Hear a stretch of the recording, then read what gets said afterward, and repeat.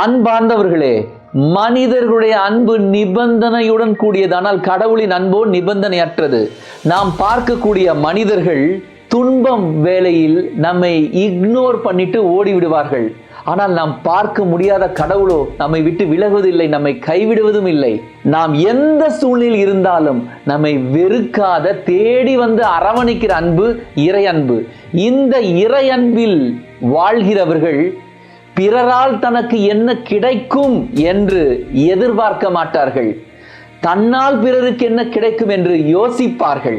பைபிள்ல நம்ம வாசிக்கிறோம், ரோமையர் 5ஆம் அதிகாரம் 8ஆம் வசனம், ஆனால் நாம் பாவிகளா இருந்த போதே கிறிஸ்து நமக்காக தம் உயிரை கொடுத்தார். இவ்வாறு கடவுள் நம் மீது கொண்டுள்ள தம் அன்பை எடுத்து காட்டியுள்ளார். எங்கள் அன்பு ஆண்டவரே, நாங்கள் பாவிகளா இருந்த போதே எங்களை நிபந்தனையற்ற அன்புடன் நேசித்தவரே, உம்மை நேசிக்கும் வரத்தை எங்களுக்கு தாரும். God bless you.